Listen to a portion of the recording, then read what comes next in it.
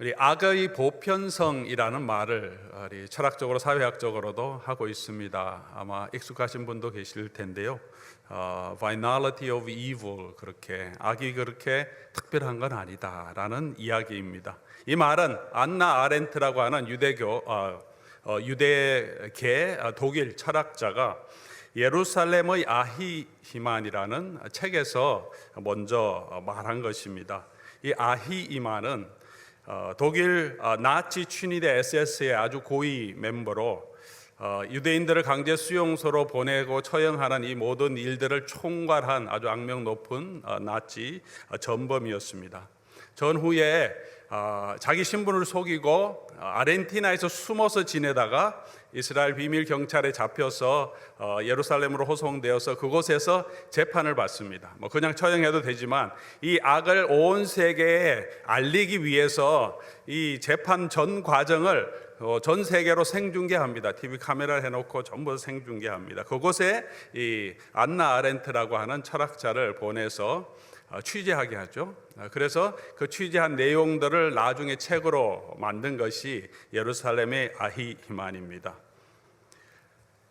이 재판이 유명해지고 모든 세계 사람들에게 충격을 준 것은 모두가 악마라고 생각하고 괴물이라고 생각하고 광신적인 나치주의자일 것으로 생각했던 이 아히만이 너무나 평범한 이웃집 아저씨 같은 모습이었다는 것입니다. 그는 줄곧 차분한 목소리로 자신은 직장을 얻기 위해서 나치당에 가입한 것뿐이고 열심히 일하다 보니까 승진한 것뿐이고 자기에게 국가가 주어진 권력을 충실하게 행한 것밖에 없다. 그래서 자기는 책임이 없다고 항변합니다.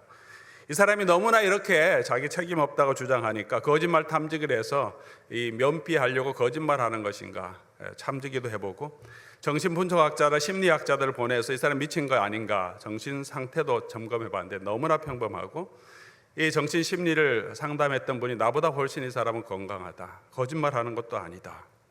그러면서 그 상황을 보면서 안나 아렌트가 이 악이라는 것은 무슨 특별한 것이 아니라 누구든지 악해질 수 있다는 것입니다.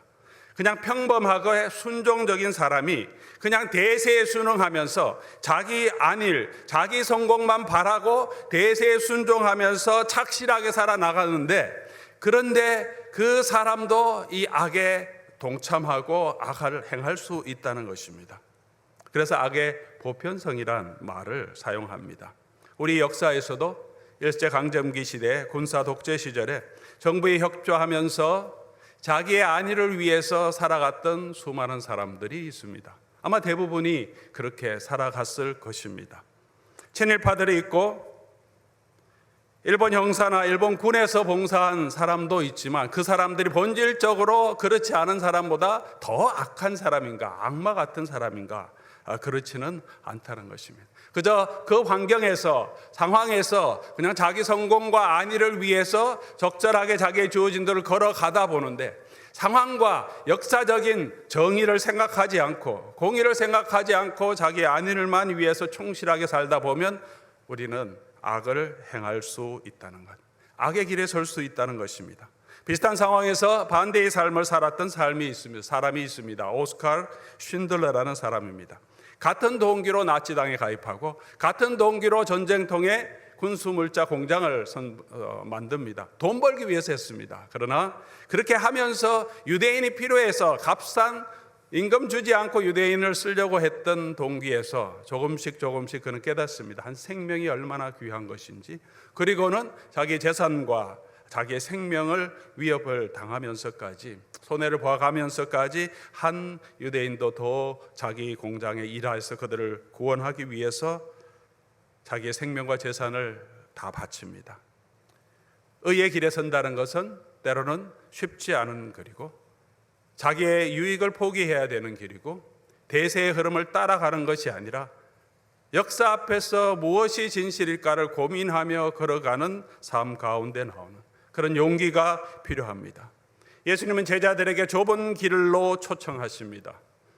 예수님을 따르는 길은 찾는 자가 적고 그 가는 길도 협착하여서 고생하는 길이고 외로운 길이라고 말씀하십니다. 사랑하는 성도 여러분, 여러분은 어떤 길을 걸어가고 계시고 어떤 길을 걸어가기를 원하십니까? 넓은 길을 걸어가기를 원하십니까? 좁은 길을 걸어가기를 원하십니까? 고린도 교회 성도들은 예수님을 믿는 신자들이었습니다. 그러나 예수님의 부르신 이 부르심에 합당하게 살지 못하고 있었던 것 같습니다. 교회 안에서 자신의 능력을 인정받기를 원하고 그 능력을 자랑하는 사람들 있었습니다. 은사를 받았는데 그 은사를 자랑하는 사람들도 있었습니다. 좁은 길이 아니라 영광을 얻는 길, 내 영향력을 발휘하는 그 길을 사모했던 것 같습니다. 그런 고린도 성도들에게 사도 바울은 하나님 말씀으로 권면하면서 제자도의 길이 무엇이고 성도들이 가야 할 가장 좋은 길이 무엇인지 오늘 도전하고 있습니다. 우리가 읽지는 않았지만 12장 31절, 13장 1절 바로 윗부분이죠. 너희는 더욱 큰 은사를 사모하라. 내가 또 가장 좋은 길을 너희에게 보이리라. 더 큰 은사와 능력을 사모하라. 사모하는 것은 나쁜 것이 아닙니다. 그러나 바울이 얘기하길 그보다 더 좋은 길, 가장 the most excellent way, 탁월한 길을 내가 보여주겠다. 그 길은 사랑의 길입니다. 이 길이 복음의 길이고 이 길이 예수 그리스도께서 우리를 부르신 길입니다. 우리는 그저 평범한 대세를 따르면서 나의 행복을 추구하며 열심히 살아가고 있습니까? 아니면 그리스도께서 보여주신 이 길을 따르기 위해서 애쓰고 노력하고 있습니까?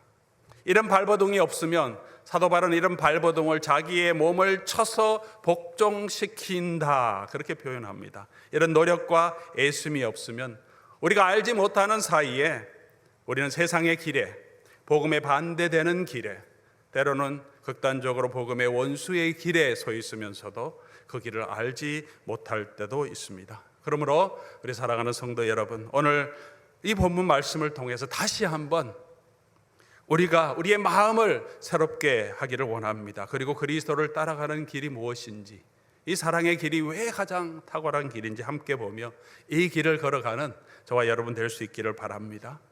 이 사랑의 길이 가장 좋은 길이라고 한 그 이유는 무엇입니까? 오늘 본문은 세 부분으로 나누어집니다. 첫 번째, 이 사랑이 가장 좋은 길인 것은 사도 바울이 얘기하기를 사랑이 없으면 아무것도 아니라는 것입니다. 1절에서 3절까지 내용이죠. 사랑이 없으면 아무리 좋은 은사, 능력과 사역과 헌신이 있더라도 아무 소용이 없다고 말합니다. 사람의 방언과 천사의 말을 할지라도 사랑 없으면 그냥 울리는 꽹과리밖에 되지 않는다는 거죠. 시끄러운 소리라는 것입니다. 예언하는 지식이 있고 비밀을 알고 하나님의 능력, 산을 옮길 만한 그런 믿음이 있을지라도 아무것도 아니다. 이런 능력과 이런 지식이 있다면 우리는 내가 썸바리가 된 것처럼 생각하죠. 너 괜찮은 사람이네. 근데 사도 바울이 바로 말합니다. You're nothing. 아무것도 아니다. nobody다. 사랑이 없으면. 어느 정도 구제는 다 합니다. 그러나 자기 전 재산을 다른 사람을 위해서 내어주는 사람, 그런 사람 많지 않습니다. 그렇게 할지라도 심지어 내 몸을 자기 몸까지 불사르게 내어줄지라도 순교의 제물로 바치는 것, 아니면 나라를 위해서 순직하는 사람, 그렇게 할지라도 사랑이 없으면 아무 유익이 없다라고 극단적으로 말합니다. 이 말씀을 묵상하면서 제 속에도 계속적인 갈등이 있습니다. 지금도 있습니다. 저는 더 좋은 설교자가 되기를 원하는 소원이 늘 있습니다. 더 강한 믿음이 있으면 좋겠다고 생각하고 더 큰 은사가 있으면 좋겠다고 생각합니다. 섬김도 정말 모든 성도들보다 더 섬기고 싶고, 심지어 하지는 못하지만 내 몸을 불사르게 복음을 위하여 내어줄 수 있다면, 그런 선교적인 삶을 살 수 있다면 너무나 좋겠다. 그리고 그런 사람들, 그런 신앙의 선조들의 신앙을 보면서 마음에 감동이 됩니다. 나는 어떻게 하면 저런 삶을 살 수 있을까? 잘하지는 못하지만 이런 것들이 멋져 보이고 너무나 아름다워 보이고 그렇게 되겠다는 마음의 소원을 가지고 있습니다. 여전히 있습니다. 그런데 오늘 말씀 비춰보니까 그런 것들이 사랑이 없으면 아무것도 아니라는 거죠. 내 속에 사랑이 없으면 그 모든 좋은 것들이 아무것도 아니다. 너는 nothing이다. 그렇게 말하는 것이 잘 받아들여지지 않고 여전히 제 속에 갈등이 있습니다. 사랑만 있으면 됩니까? 그러면 제가 사랑하기 위해서 그 많은 그렇게 좋은 설교자가 되는 것보다 더 사랑하기를 힘쓰나 여전히 마음에 갈등이 있습니다. 그렇지 못하는 제 자신을 발견하기 때문입니다. 기도를 열심히 하고 교회 봉사를 하고 수고하고 구제하고 그렇게 섬기더라도 사랑이 없으면 여러분 아무것도 아닙니다. 사도 바울이 지금 그런 얘기를 하고 있는 것입니다. 조금 더 깊이 조금 생각해 보면 이 진리를 조금은 이해할 것 같습니다. 아무리 능력 있는 사역을 감당한 사역자라도 사랑이 없으면, 하나님 앞에서 성숙한 겸손한 인격이 없으면 그 말로가 너무나 비참해지고 불행해지는 모습을 우리는 종종 보고 있지 않습니까? 아무리 내가 사업에 성공하고 잘 살았더라도, 사람들이 인정하는 지위에 올랐더라도 가정 안에서 사랑이 없어서 깨어지고 주변 사람들 사랑으로 돌보지 않았던 사람들은 그 말년이 굉장히 외롭고 굉장히 비참한 것을 보게 됩니다. 우리 이생 가운데서도 정말 사랑하며 섬긴 사람이 결국은 사람의 인정을 받고 정말 행복을 누리는 것들을 보게 되지 않습니까? 사랑하는 성도 여러분, 우리 모두 다시 한번 이 말씀을 붙들면 좋겠습니다. 사랑이 없으면 아무것도 아니다. 사랑의 길이 최고의 길이다. 포스트 코로나 시대를 준비한다고 합니다. 4차 산업혁명을 넘어서 5차 산업혁명 시대에 우리는 어떻게 살까 고민합니다. 그러나 변치 않는 것은, 제자도의 길은 사랑의 길이라는 것입니다. Before 코로나든 After 코로나든, 코로나가 지금 계속 있든 없든 그리스도의 삶은, 그리스도인의 삶은 사랑의 삶, 바로 이런 사랑의 삶으로 우리가 어떤 현장에 있든지, 접촉하여 만나든지 비대면하며 접촉하든지 이 사랑이 우리가 가야 할 길이라고 말해주고 있습니다. 반대로 사랑이 있으면 모든 것을 다 이룬 것입니다. 여러 가지 명령을 예수님 하셨지만 사랑하라, 이 계명 안에 모든 것이 다 들어있다. 사랑은 율법의 완성이라고 예수님께서 말씀하십니다. 당신은 사랑받기 위해 태어난 사람, 그렇습니까? 그런 찬양이 있습니다. 우리 이 찬양으로 격려합니다. 또한 우리가 기억해야 할 것은 우리는 사랑하기 위해 부름받은 자라는 것입니다. 우리는 사랑받기 위해 태어났지만 동시에 그 사랑을 알기에 우리는 그 사랑을 하도록 부름받은 사람인 것입니다. 두 번째로, 이 사랑이 가장 좋은 길은 이 사랑의 본질적인 가치 때문입니다. 성경이 말하는 이 사랑의 가치는 무엇입니까? 4절에서 7절 사랑이 무엇인지를 우리에게 얘기하고 있습니다. 성경은 사랑을 형용사로 표현하지 않고 동사라고 말합니다. 사랑은 형용사가 아니라, 꾸미는 것이 아니라, 사랑은 어떤 정의가 아니라 사랑은 우리의 삶이고 우리의 행동이고 우리의 삶이어야 한다고 말합니다. Love is, 이렇게 영어로는 진행되고 있습니다. Love is patient. 형용사로 표현하지만 사랑은 원래 헬라어에는 다 동사로 표현합니다. 한국 번역이 훨씬 좋은 거죠. 사랑은 오래 참는 것, 사랑은 온유하는 것. 성경이 말하는 사랑의 가치, 사랑의 데피니션입니다. 우리는 왜 사랑합니까? 남녀가 만나서 왜 사랑하고 왜 결혼합니까? 물어보면 다 자기 행복을 위해서라고 말합니다. 사랑하고 결혼하면 행복할 것 같으니까. 오래 살아본 분들은 늘 속으로 얘기하죠. 그럼 좀 살아봐라, 이렇게. 자기를 위한 사랑, 그 자기의 행복을 위해서 사랑하고, 사랑하면 또 결혼하고 싶고, 결혼해서 더 행복하고 싶은데 결혼해 보니까 더 행복하지도 않고, 그때는 모든 것을 내어줄 것 같은 그 남자가, 그 여자가 모든 잔소리하고 내가 보기 싫은 것도 보이고 짜증도 나고 내가 행복하지 않으니까 사랑을 잘못한 것, 결혼을 잘못한 것으로 생각합니다. 사랑의 개념이 잘못된 거죠. 목적이 잘못된 것입니다. 사랑은 나의 행복이 아니라 다른 사람을 위해서 내어주는 것이라고 예수님 말합니다. 사랑은 오래 참고, 사랑은 온유하며, 사랑은 시기하지 아니하고, 자랑하지 아니하고, 교만하지 아니하고, 사랑은 무례히 행치 아니하고, 자기의 유익을 구치 아니하고, 썩내지 않고, 악한 것을 생각하지 않고, 불의를 기뻐하지 않고, 진리와 함께 기뻐하고, 모든 것을 참으며, 모든 것을 믿으며, 모든 것을 바라며, 모든 것을 견디느니라. 여러분, 이런 사랑을 어디에서 볼 수 있겠습니까? 이것이 사랑이라면 제가 제 아내에 대한 사랑이 너무나 부족함을 느낍니다. 제 자녀를 사랑한다고 하는데 여전히 얼마나 부족한지, 성도님들 사랑한다고 하는데 얼마나 부족한지, 모든 것을 참으며 언제나 온유하며 그렇지 못합니다. 이 고귀한 사랑을 우리는 조금 맛볼 수 있는 것이 아마도 어머니의 사랑에서 조금 맛볼 수 있는 것 같습니다. 물론 때때로 정말 좋은 아버지들 중에서도 이런 사랑을 좀 맛볼 수 있기는 합니다. 오늘 아버지 날이라 우리 아버지들을 너무 무시하면 안 되니까 아버지에게도 이런 사랑이 있습니다. 저희 어머니도 제가 돌아볼 때 우리 아버님과 비교해 볼 때 훨씬 오래 참으십니다. 온유하시고 또 화를 덜 내시고 사랑하는 모습 많이 없고 교만하지 않으시고 자기 유익보다 언제나 남편의 유익, 자녀들의 유익, 그리고 교회, 섬기는 교회의 유익을 언제나 먼저 생각하시는 그런 분이셨습니다. 물론 완벽한 분은 아니죠. 화를 전혀 안 내시는 분도 아니죠. 그럼에도 불구하고 조금은 이 사랑을 닮은 분이 아닌가. 우리가 그런 사랑을 접할 때 마음이 따뜻함을 느낍니다. 어쩌면 숭고함을 느끼기도 합니다. 이 사랑은 예수님의 사랑이었지 않습니까? 바로 여기서 말하는 이 사랑은 예수님의 삶이었습니다. 사랑하는 교우 여러분, 인류 역사상 이보다 더 아름다운 사랑의 정의 어디에서 우리가 발견할 수 있습니까?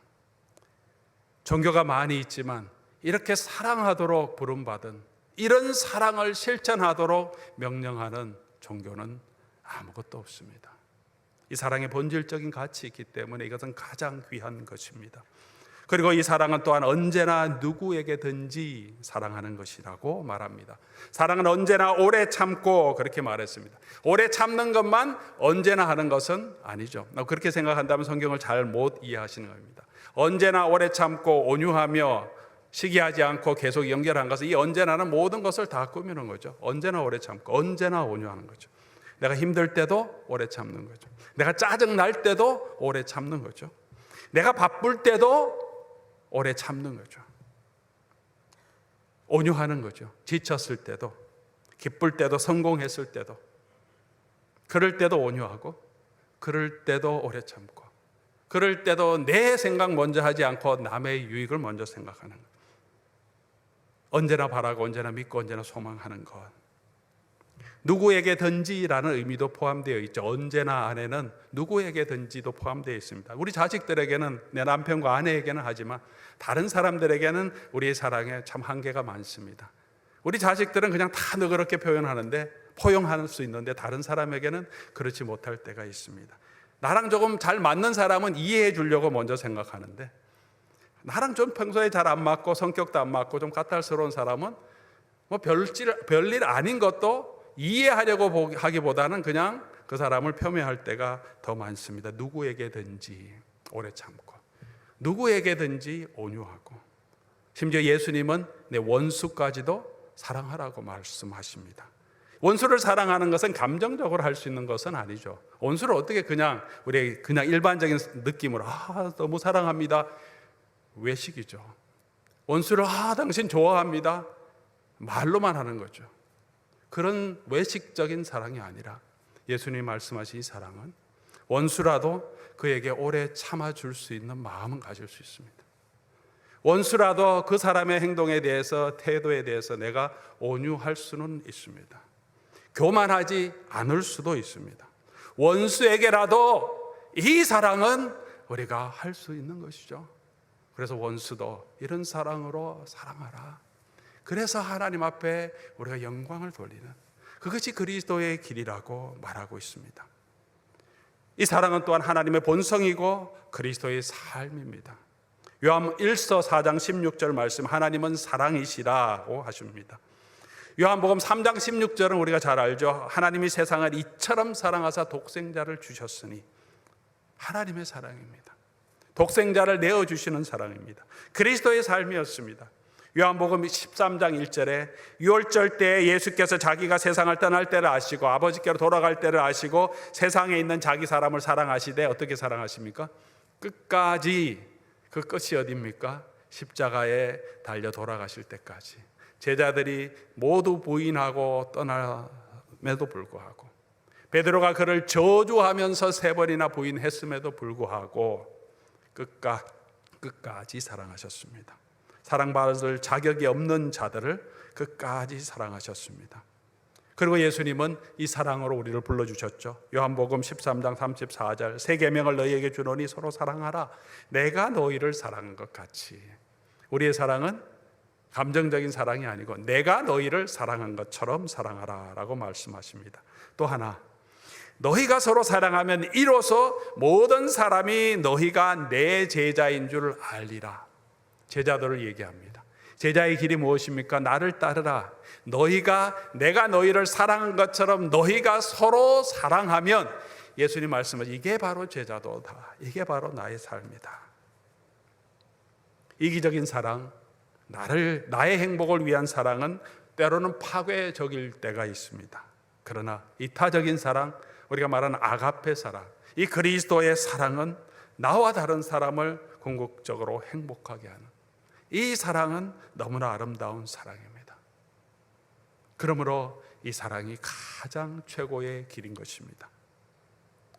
세 번째로 바울은 말하기를 이 사랑은 영원한 것이기 때문에 가장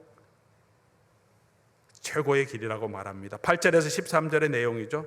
다른 모든 은사는 그칠 때가 있습니다. 그러나 8절, 사랑은 언제까지나 떨어지지 아니하되.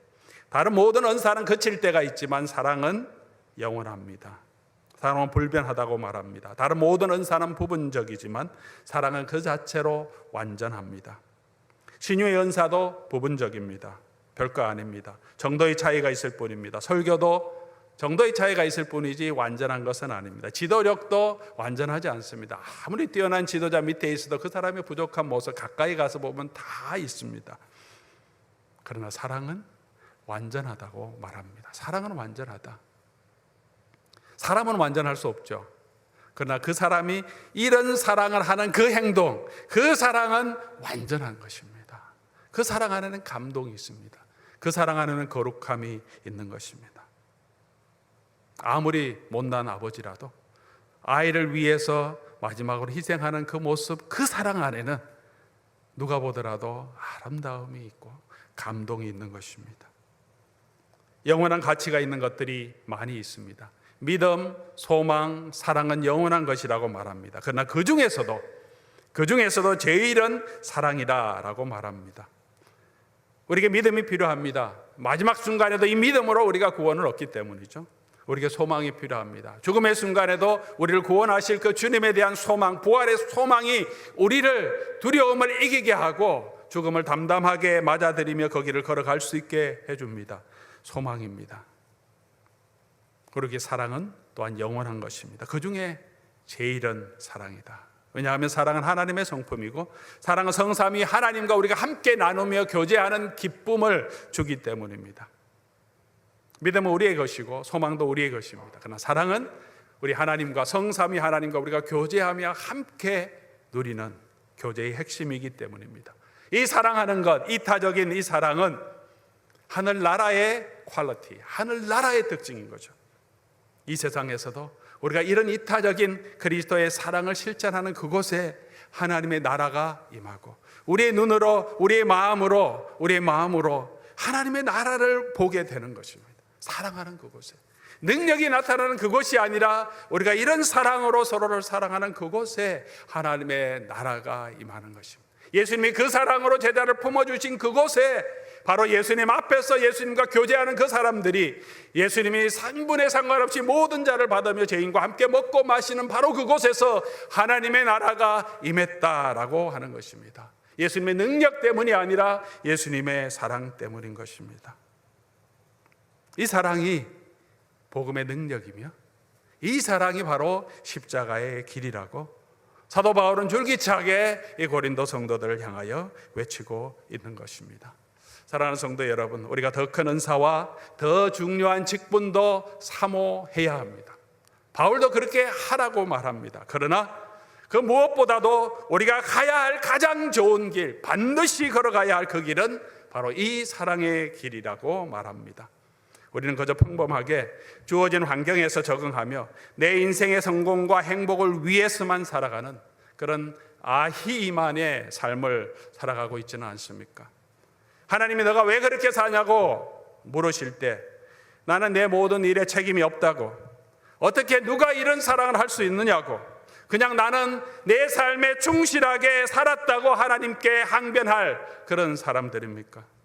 사랑하는 교우 여러분, 우리가 조금은 힘들고 어려운 길이긴 하지만 주님이 부르신 이 사랑의 길로 저와 여러분 불러주신 이 길을 함께 걸어가기를 노력할 수 있기를 바랍니다.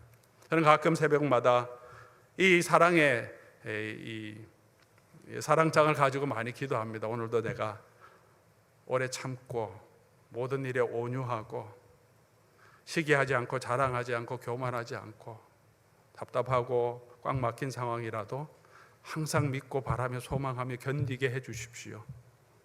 그럼에도 불구하고 그 하루가 온전하게 이 사랑의 길을 걸어가지 못할 때가 늘 더 많죠. 그럼에도 불구하고 다시 주님을 바라보며 다음 아침 다시 주님께 엎드려서 주님 다시 또 온유하기를 원합니다. 다시 이 사랑을 실천하기를 원합니다. 그렇게 기도합니다. 온전하게 사랑하지는 못하겠지만 그럼에도 불구하고 몸부림치며 주님의 이 사랑을 닮아가도록 애쓰며 노력하며 그렇게 살았노라고 주님 앞에 말씀하고 싶기 때문입니다. 이렇게 사랑할 수 있는 것은 사도 바울이 말합니다. 나의 나 된 것은 하나님의 은혜다. 나의 나 된 것은 하나님의 은혜다. 나의 힘이 되신 여호와, 나의 생명이신 여호와, 믿음의 주여 온전케 하신 이신 예수 그리스도를 오늘도 바라보고 또 이 사랑을 붙들고 애써서 부족하지만 노력해 나갈 때 조금씩 주의 모습 닮아가게 될 것입니다. 그리고 그런 모습을 통하여서 예수 그리스도의 복음을 이 땅에 증거하는 자로 서게 하실 것입니다. 생명의